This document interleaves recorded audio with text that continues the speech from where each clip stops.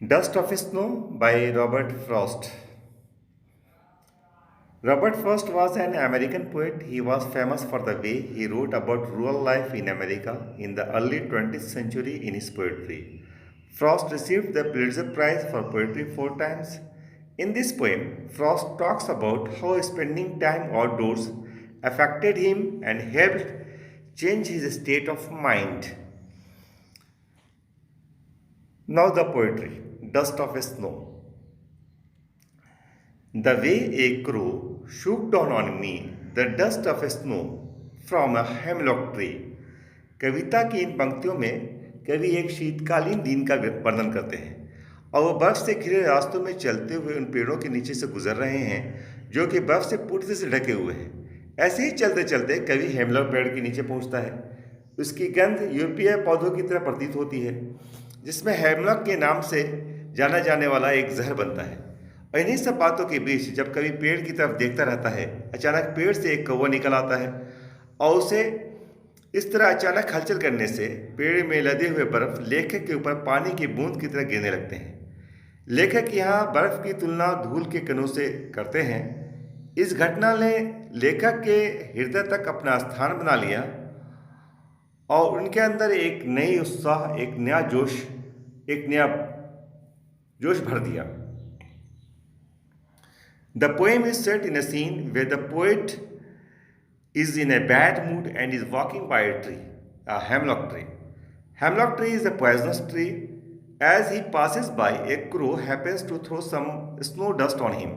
Here, the two agents of nature, the hemlock tree and the crow, are signifiers of sadness and gloom, just like the poet's mood was in the opening scene. Has given my heart a change of mood and saved some part of a day I had rued.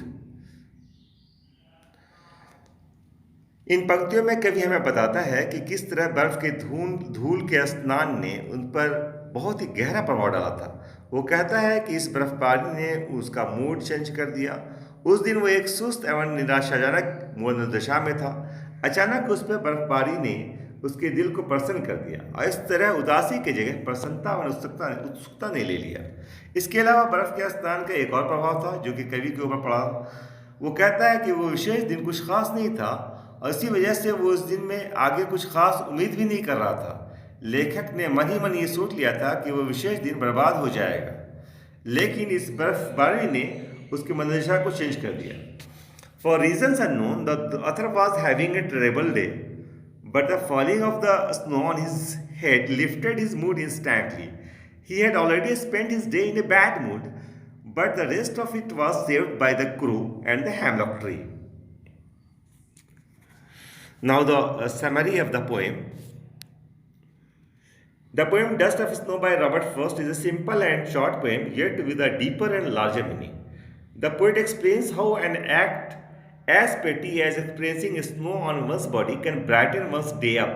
The message of the poem is put into words by Robert Frost. Robert Frost की कविता dust और snow एक सरल और छोटी कविता है, फिर भी एक गहरे और बड़े अर्थ के साथ। कवि बताता है कि किसी के शरीर पर बर्फ के अनुभव का करने के रूप में एक छोटी घटना एक व्यक्ति के जीवन में कैसे चमक एवं प्रसन्नता ला सकती है। धन्यवाद।